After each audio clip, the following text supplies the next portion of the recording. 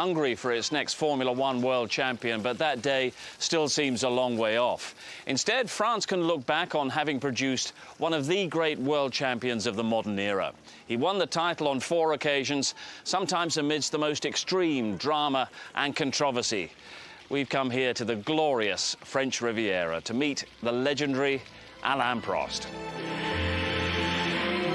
Get your reflections on a quite fantastic career, but before we do that, the image that everyone has of yourself is of the thinker, of the great sort of cerebral driver, the professor. And are you happy with that enduring image that you have?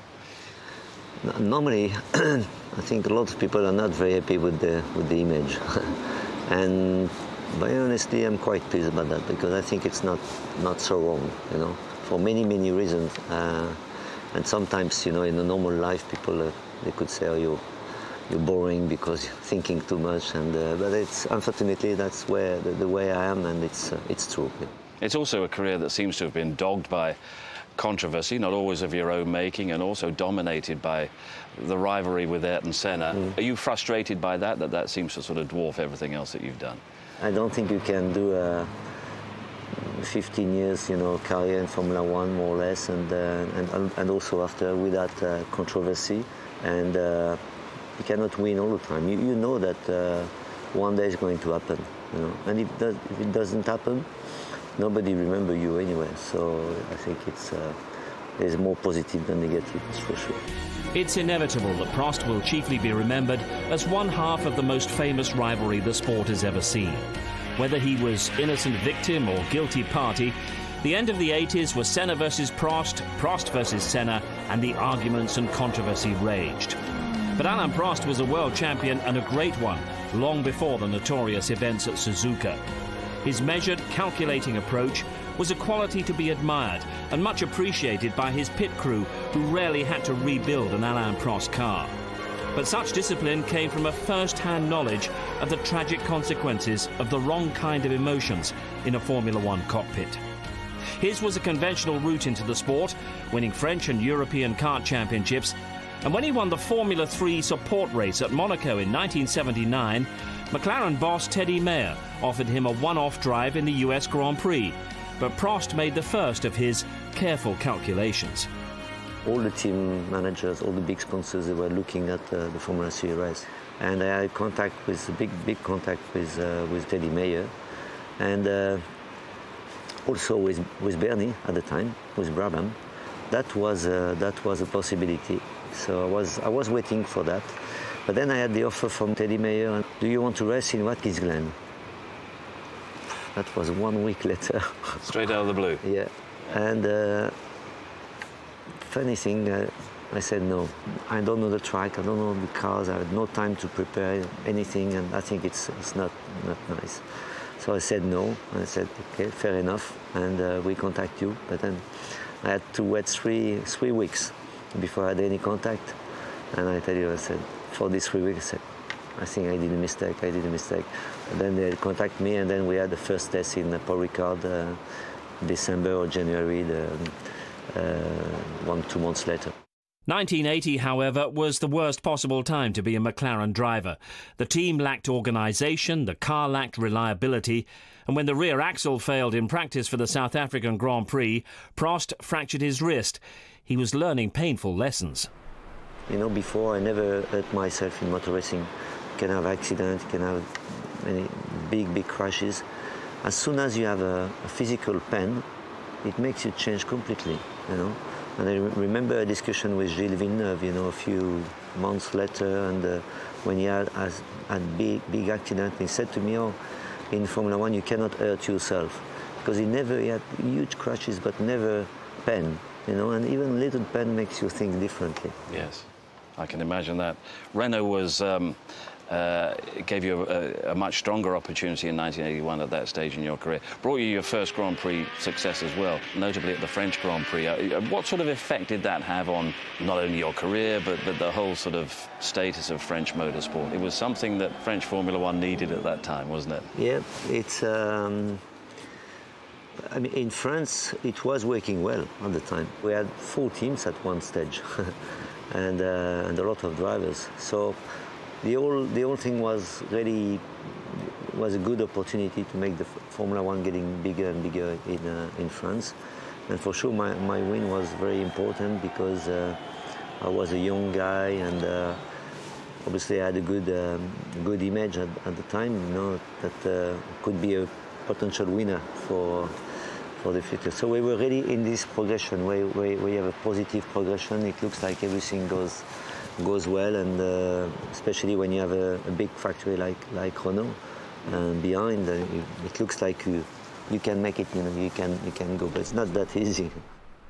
At Renault, Prost was number 2 to his compatriot René Arnoux, a French combination in a French team, but with all the pressure and big corporation politics that came with it. It's really more difficult for me to work with French. Is it? Yeah, all the time, because of you're talking about my character, my mentality. I'm much closer to the pragmatism of the Anglo-Saxon people. Yeah, so.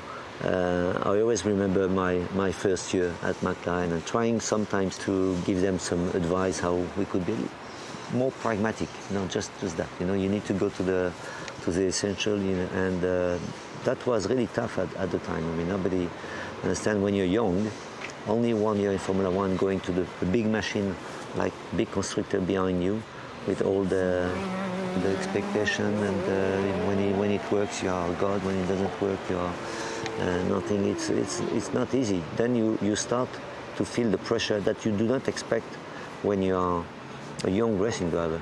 Alain Renault, you had a teammate in René Arnoux, and it wasn't an ideal sort of relationship. What was going wrong there, and why was there so much edge to it?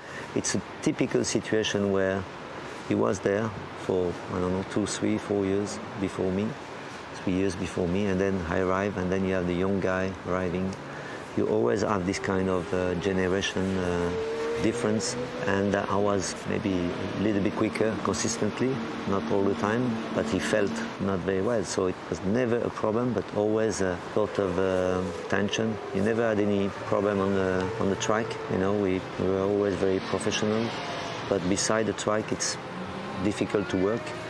And mainly, and that's where I felt in all my career with different teammates, if you do not have the same way of thinking, of working, and the professionalism and the mentality, then at one stage you go like this, and it's difficult. But again, we never had any problem. The only problem we had, it was in '82. In the French Grand Prix at Paul Ricard in '82, the tension between the drivers came to a head. Arnoux, heading a Renault 1-2 to the finish, had been instructed by the team to allow Prost through because of his superior championship position. He failed to give way, and the fallout from the incident harmed Prost more than Arnoux, who had always been the more popular driver in France. That was the worst situation for me, also in my life, because when we had this team order, it was a very clear team order. It's very simple. They said to René, okay, we could do something, we could put you more boost, more power, and try to go ahead and try to push the Brabham BMW, you know, at the best. And but if we're lucky and they stop, and we are first and second, obviously because you have an advantage, and because Alain is leading in championship, you should let him go. I said, are you okay? Yes. I said, okay, no problem. And you know, it was very simple at the time. They put him the board, when everybody can see the board, and he has decided not to do it. The outcome if Arnoux doesn't stop, there's going to be terrible repercussions within the team. The problem came when I saw after the race that I was the naughty guy. Well, yeah, France sort of sided with him, didn't they? I became the naughty guy, and the whole France was for him, even knowing that, because the press, not me at the beginning, I didn't say anything, and I was not defended by the Renault people at the time, you know. And I said, oh, we fixed that later on. They were not. So I find it unbelievable, you know. We're only talking about sport, and it became something unbelievable, you know. And I have decided to move from France at this period because for a few months I had 2 cars burned on my parking I had very strange messages. Every week we have a race where you are going to crash, you're going to do that. I could not believe, and I never understood why exactly it was like this. I was thinking of England first, and Italy, and Spain, and then I've decided to go to Switzerland because of the education, and we were a little bit closer to my parents at the time. That was the only reason, and that was not for tax reason at the time, not for tax reason at all. And what I had at this period of my life, I always feel it today. I always have this, you know, now it's peace of mind. Fantastic, you know, everybody likes me and it's no problem, but they don't remember how you can suffer, especially when you are, you know, on the spotlight. It's very difficult. If Prost felt bewilderment at his treatment, 2 months earlier, Gilles Villeneuve had felt anger when teammate Didier Pironi also defied team orders at Imola. Maybe he took that anger into the cockpit for the next race at Zolder, because the mistake he made in practice cost him his life. Prost was very aware of the similarities with his situation. For sure, Didier and Gilles were fighting, and Didier did not respect the rule. And Gilles was absolutely mad about that. Exactly the same reason, the same thing that happened to me with Didier. He was completely offended by what happened, and also by the fact that even Gilles Villeneuve, can you believe, he was at Ferrari, he was God. In the country, he was God, and he was not supported completely by the team. You know, and I was very, very close to him at the time. He was the closest driver at the time. We were going on the boat in south of France very often together, very, very close. He called me every day, sometimes twice per day. He was absolutely furious just before Zolder. Very, very furious. And what happened in Zolder, what happened is only because of this fight. Could not accept that Didier was ahead of him. There was anger in the cockpit. He was angry in the cockpit. He wanted to beat him in qualifying, and that was really bad. Almost as bad, the very next race after Renault's public warfare at the French Grand Prix, Didier Pironi ploughed into the back of Prost in practice at Hockenheim and suffered injuries that ended his racing career and made Prost himself wonder if he wanted to stay involved in this tragic sport. I remember I came back to the motorhome and half an hour, 1 hour later, we still did not know if he could survive, and if he, you know, and I met Gérard Larousse, and he said, you should go on in the car very quickly, you know, and I said, let me think, you know, 10 minutes. I was alone in the motorhome, and he came back and said, what do you decide? I said, okay, I go, but I tell you one thing, from today, I do what I want, when I want, in the car, and having seen people, you know, suffering and dying, I mean, your friends, I mean, you cannot understand a lot of things of what happened later, you know. I mean, you go and you change yourself in your room, and then you go, and then you don't know who's going to take your bags if you have an accident, you know. I very often thought about that in my career, very often. This was the kind of mental attitude that would help make Prost one of the sport's finest champions. But more frustrations would lie in store before the little Frenchman would reach the summit of the sport.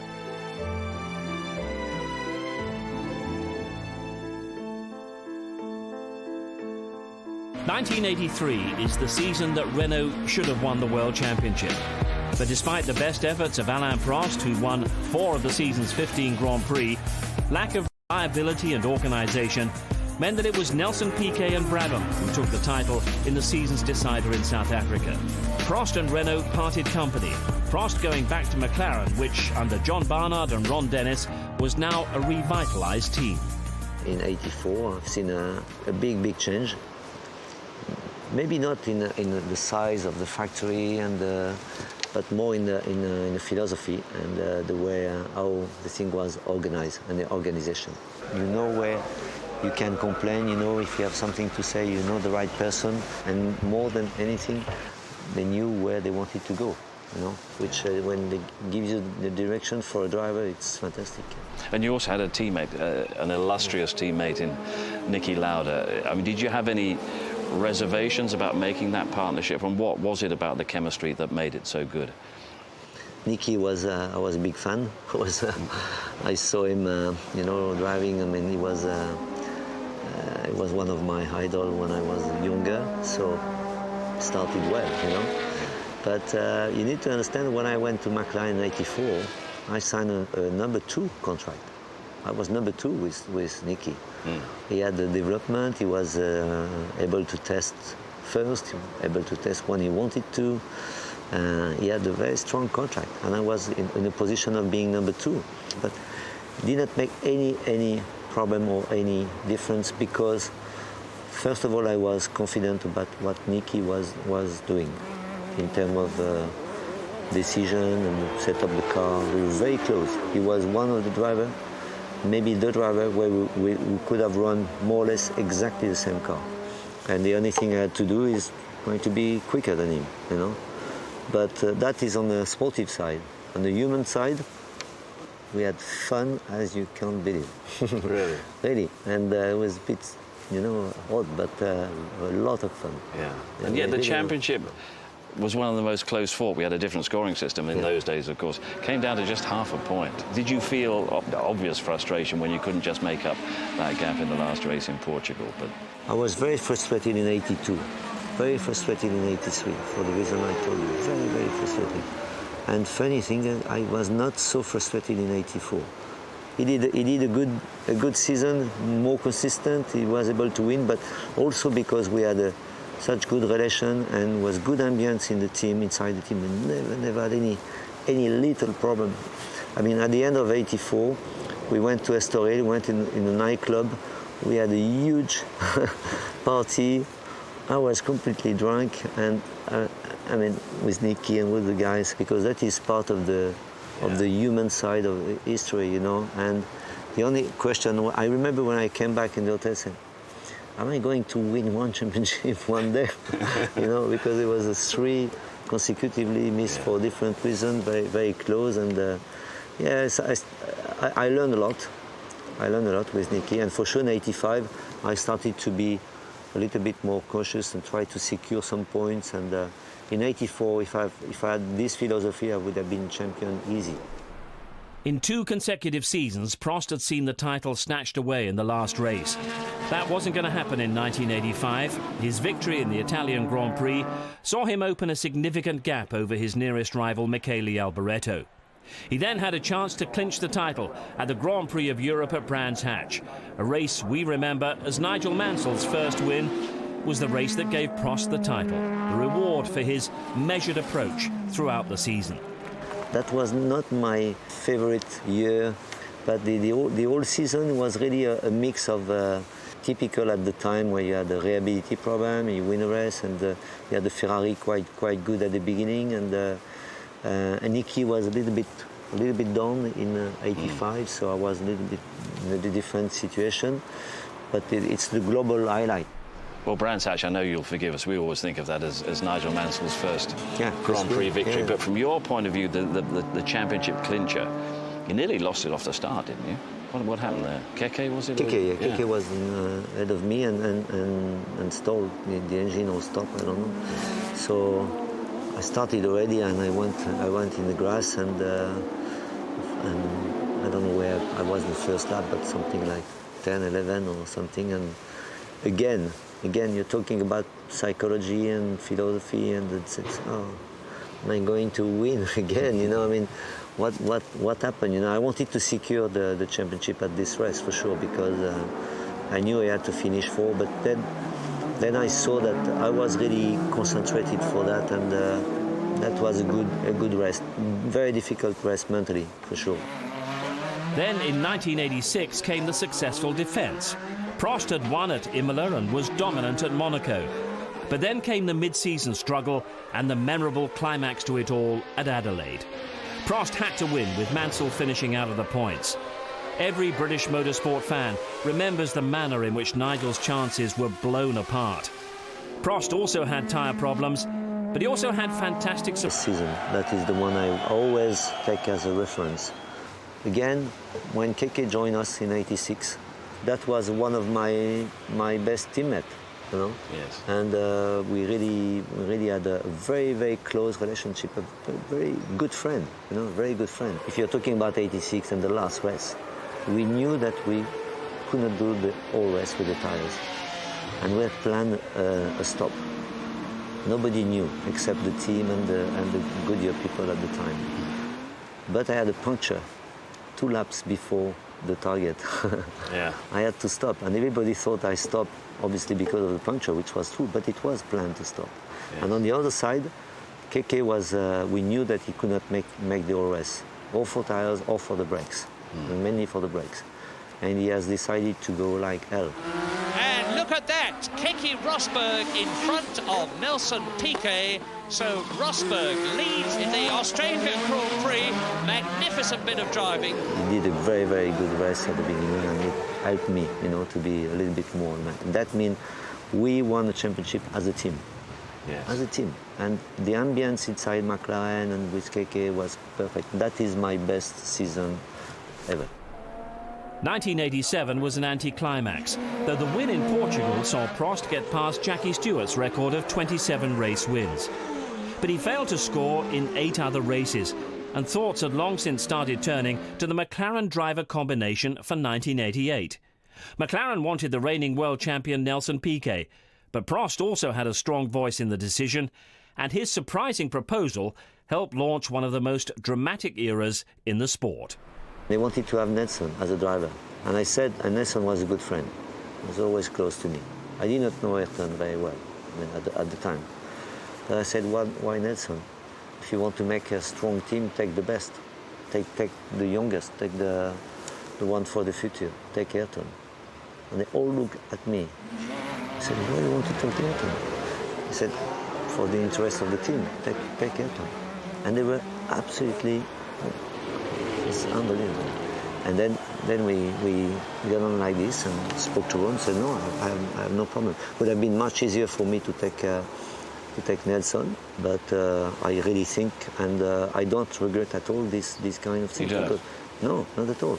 Because again, as I said before, you cannot regret decision that you think it's the best. I always thought about the general interest of the team. McLaren was my family. They were all friends, and I wanted to have the. I never had the problem with the teammates before the same way than Ayrton, obviously. So you cannot. And yes, without Ayrton, it would have been maybe 2, 3, 4, 5 more championships. It's possible. My life would have been different. Yes, maybe a little bit, but at the time, not now. And with the history, with what we have made, and we made Formula One going in a different level, and we had a human story. Prost and Senna at McLaren. Coming up, Prost's thoughts on how the dream team became more of a nightmare scenario.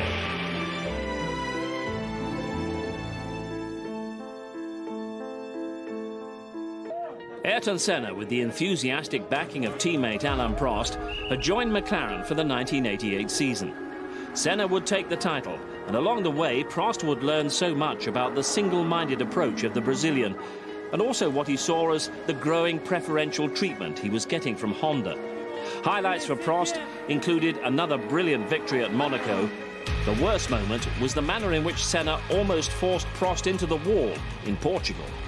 Remember Portugal race, you know, a few things. It was quite. Well, Portugal nearly put you into the wall, didn't it? Yeah, it was very close, and let's say it was on the limit. It was on the limit, and in November we had Mr. Kawamoto, president of Honda, came to Switzerland, and we had a dinner, and I had a very, very strange discussion because I said, you know, I feel that Honda is really going in favor of Ayrton. And he said to me, yes, I know. And we have a new generation of, you know, engineers, mechanics, and they like Ayrton, they like the panache of Ayrton, and for sure they are more behind. I said, can you make something different? Because for me, it's very difficult. We had a very, very nice discussion. I was very confident after this dinner. And 89 was absolutely a disaster. For me, 89 was much, much worse, you know. And for that reason, for Honda's preferential treatment of it. It was psychology of a racing driver is a big, big part of his performance. I would say 70–80%. It's very subjective, but it's a big, big part. And as soon as you feel that you have a sort of advantage or sort of preference, or, you know, I remember very well once I've seen the engines coming, you know, and was written on the engine special for Ayrton, you know, things like this. What does that mean? Is the engine better, or maybe it's exactly the same, or I don't know. But you don't want to see that. You want to have equal treatment, and inside the team it started to be a problem. It was only psychology, you know. But for me, I did not feel very well, you know, and I felt a big difference between 89 and 88. And I still do not understand why. In 1989, the rivalry became raw and public at the San Marino Grand Prix. Senna and Prost had qualified 1 and 2, and Senna proposed that whoever was first into Tosa should keep the lead, so not jeopardizing their chances. Prost agreed. But then the race was stopped because of Gerhard Berger's fiery accident at Tamburello. And when the restart came, it was Prost away first. But Senna ignored the arrangement and went past through Tosa. According to him, the team orders didn't apply to the restart. People knowing me, they know that if I put my word on the table, I would never do anything strange or incorrect. There's absolutely nowhere. And then we had the start. I started first, and the second start where I started first. And I saw him on the left, and with plenty of space, and said, okay, I take the normal line just to exit better. And then he overtook me. And then we went to Pembrey for testing, and that's where we started the problem. We went into a small bus, and we had discussion with Ayrton. And only Ron talked to I did not talk, and just listening. He said, Ron, what happened? You had an agreement? He said, yes, we had an agreement for the first start, not for the second start. Starting like this, said, okay, that's not a problem. But then more important, he said, it's not me, it's Alain who overtook me. He said, Ayrton, there's 700 million of people, you know, they can watch the thing, and then it took, I don't know, maybe 20 minutes before he has accepted that, and he started to cry. You know?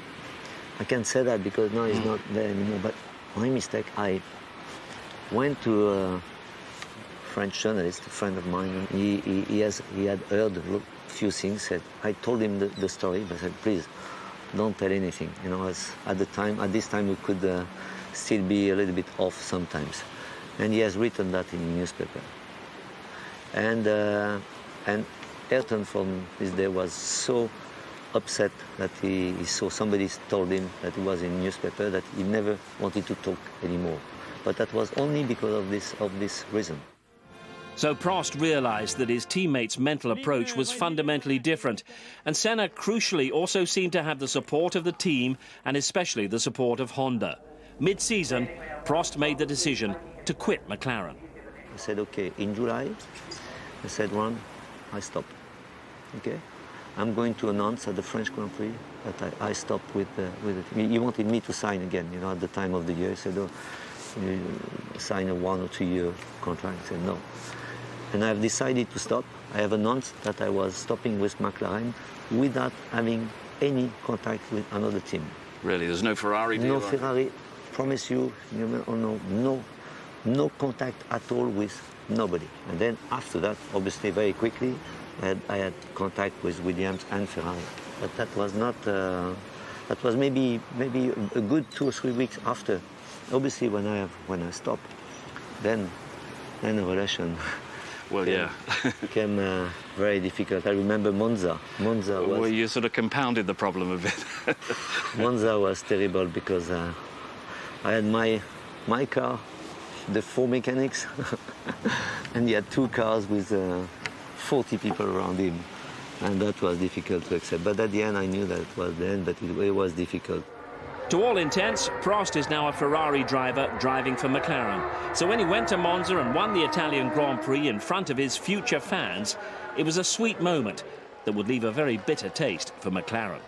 When you see all the crowd, that I just become a Ferrari driver, a new Ferrari driver. I mean, and when you're there, I mean, again, the emotion and what you can feel as a human, you know, it's not only Formula One driver with the helmet. I really felt something unbelievable. But, I mean, when you're at Monza, winning race at Monza, being a new Ferrari driver is unbelievable. Yeah. I have the cup, and you know, somebody tells me, the cup, and I saw the cup, and then it's a big, it's a huge problem. What Prost did hang on to was a 16-point lead going into the final two races. He would clinch the title at Suzuka if Senna failed to score.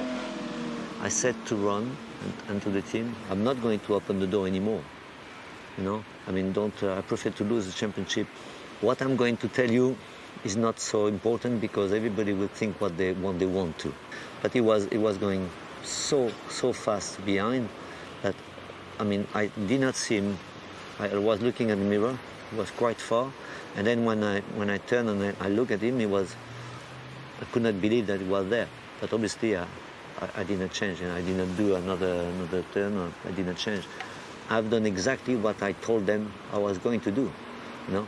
But honestly, I'm very disappointed about this race. You know why? Disqualified for missing the chicane, Nannini was declared the winner of the sport's most controversial race.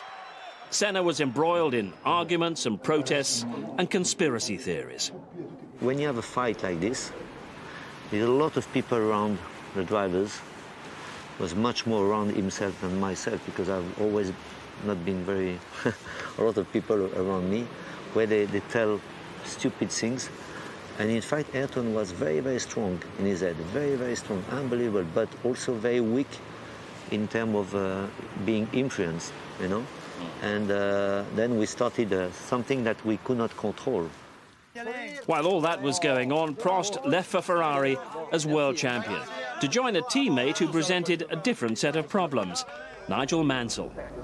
No, it was not a good teammate because I like Nigel very much. You know, we're very close. You know, before I came to Ferrari, and it was a sort of misunderstanding. You know, on the human side, there's no problem, but during the whole year, I've seen him maybe one or twice in the briefing. Really? He did not want to participate to the briefings. But we were not talking Italian all the time, especially when we were there. But he preferred to play golf and then come back in the afternoon to make proposing. So it cannot work well, you know.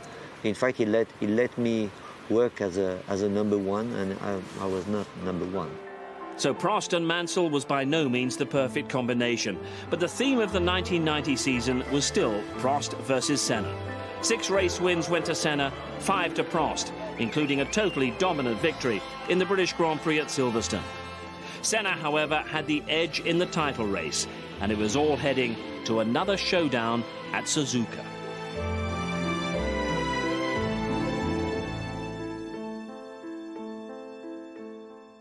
The 1989 Formula One season had been decided in controversial circumstances at Suzuka.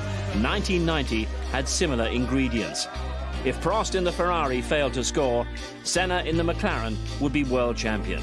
They shared the front row for the Japanese Grand Prix. Very difficult for me because I was on not on the right side on the circuit, on the dirty side of the asphalt. And I already expect the Ferrari to jump slightly ahead of me. And it all happened exactly as I predict. And then I just follow the car in front of me, that moved in front of me. And as we approached for the first corner, I was right with him. He opened a gap. When he opens a gap, I went for it. And then he decided to go back again to the corner. And then it was impossible to avoid the contact.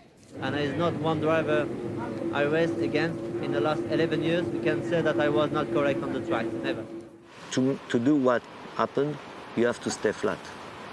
And to stay flat, it is something that you cannot imagine in the brain of the racing driver, you know.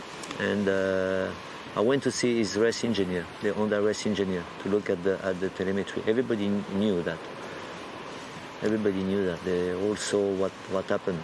Did you ever have a conversation with him about exactly what happened that day? No. Even in the more civilized times that would have come? No, never. No, we had a lot of discussion after I retired in 93, a lot, about very, very different things, but honestly, never about what happened when we were together. That was always taboo. Yeah. Oh, yeah. No. 1991, the Ferrari lost its competitive edge, and for the first time in 10 years, Prost failed to win a race. His critical observations led to his departure from the team, and a year out of the cockpit in 1992. But in 93, he was back, with the most dominant car on the grid, the Williams FW15.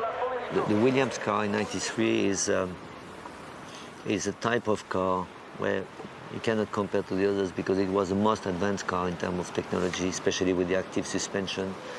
And that was not my favorite car in terms of driving and working with, you know. That means the way I love to work with the car, set up the car, and obviously working with the team, especially with the engineers. So I could not work the same with the active car because it was only working with the computer, and I didn't like the feeling, you know. So it was a strange season. You know, keep hearing all the time, we have a quickest car. Ayrton, and the poor guy, he has very little car, and all the time, you know. And we had a few races where we missed, you know. We were very, very unlucky, like Brazil and Donington at the beginning of the year. And I started to have beginning of the year a motivation problem. And there was a reason for this. Prost would have a virtually unchallenged run to the title, but off the track there was one big problem. Frank Williams wanted to partner Prost with a new teammate for 1994, Ayrton Senna. When I signed a contract with Frank and Renault, I said, okay, again, never asked in my whole career being a #1 in a team. Never had a contract with being #1, never had any advantage. The only thing I ask you, that was in January or December the year before, please, I want to fight against Ayrton, no problem, but not in the same car, not in the same team. I want to do everything, the work and everything, and then himself to get the result. So he said, no problem, we understand that very well. And then I had a position where I had a 2-year contract. And then Frank came into during period of July. He called me and said, can I see you? So he came to my house and trying to explain that he had pressure from Renault, that he wanted to have Ayrton. He said, please, you know, we have a contract. We have a contract, and you know why we have a contract, you know. If you ask me that, can you imagine? I mean, for me, there's no way, you know, I cannot accept. So it's going on like this, and I felt more and more and more pressure. And then in August, they called me and said, okay, we make the deal. Okay, no problem. I was happy. I was not very happy, but I was happy because at least we cut the thing. Prost's departure from the team and retirement from the sport was formally announced at the Portuguese Grand Prix, where he clinched his 4th world title. 2 races remained for Prost to achieve his other ambition, some kind of public reconciliation with Ayrton Senna. But as far as Senna was concerned, this would only happen immediately the racing had stopped. When we arrived in Australia at the podium, you know, I didn't want to ask him anything. And from the moment where I come to the podium with him, the whole thing changed completely. The press conference was unbelievable. He called me maybe 2 days later, and let's just keep going like this, and telling me some personal, very, very personal stories that I would never tell to anybody, never. And this was because you sort of suddenly become a friend rather than a threat, or a confidant rather than a rival. And a friend is difficult to tell, a friend, a real friend, but for sure very close and very, obviously very different to what it was. For everybody, our battle was huge, very important. I mean, for all Formula One today, we're still talking about that. A friend, he told me very often, Alain, I'm not motivated to race against these guys. I'm not motivated. You know, please come back. In the 5 months that Ayrton Senna had left to live, it was clear that their new relationship was warm and sincere. And after the tragic events of Imola and Senna's death, could the bitterness of their rivalry be consigned to the history books? Prost was faced with a sensitive dilemma. Would he be welcome at the outpouring of grief at Ayrton Senna's funeral? I've called a few persons. And I've called Mr. Lagardère, Jean-Luc Lagardère, the president of Matra, and his wife is Brazilian, was Brazilian. I said, Jean-Luc, that's the situation. I would like to go, but I don't know if it's good or not. And your wife is Brazilian. Ask her what she thinks. And that was you know, she said, you know, you should do it, and talking about, you know, the religion and things like this. And I say, okay, I do. I was not very confident, but when I came here, I think that's the best thing I've done, because I really wanted to do it, and especially after what happened, and I was really good and good for also for me and for my life in the future, because then we put everything. We don't finality, yeah. Yeah, it's a finality, and we don't stay on a misunderstanding, and you know, and people all know. No, it was a very big emotion, and but yeah, I'm very happy to have done it. After retiring from driving, Prost acquired the Ligier team and tried to make it a new force in Formula One. But Prost Grand Prix suffered from the same lack of investment that has seen French motorsport in general retreat from the glorious years that Alain Prost represents. There was calculation in his approach, but there was also pride and passion. He could be celebrating more World Championship titles, but it would all be at the expense of the part he played in a golden era for Formula One. At the end of the day, I feel much more. The story was better, was stronger, and I feel happier now like I could have been if I was only a racing driver winning 1 or 2 more championships. You know, I can see a lot of things. You know, when you have drivers winning a lot or not. You know, how they perceive their life and their career, considering what they have done. I cannot regret anything. You know, nothing. The only thing I can regret is having seen so many accidents of friends, and I'm so happy that I never hurt myself. I feel very good, and you know, it is part of the. I would, if I had to do it again, I would do exactly the same thing.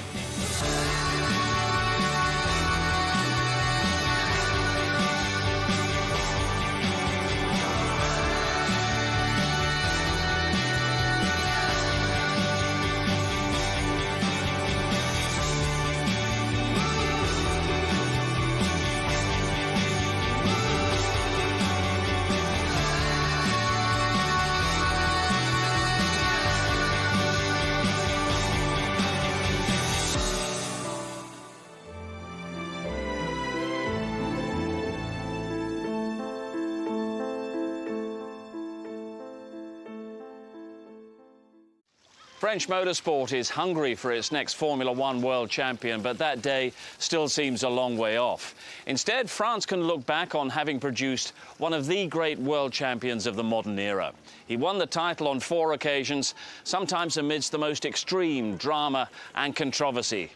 We've come here to the glorious French Riviera to meet the legendary Alain Prost. Get your reflections on a quite fantastic career, but before we do that, the image that everyone has of yourself is of the thinker, of the great sort of cerebral driver, the professor. And are you happy with that enduring image that you have? Normally, I think a lot of people are not very happy with the image, and but honestly, I'm quite pleased about that, because I think it's not so wrong, you know, for many reasons. And sometimes, you know, in a normal life, people they could say, "Oh, you're boring because you're thinking too much." And but it's unfortunately that's the way I am, and it's true. Yeah. It's also a career that seems to have been dogged by controversy, not always of your own making, and also dominated by the rivalry with Ayrton Senna. Are you frustrated by that, that seems to sort of dwarf everything else that you've done?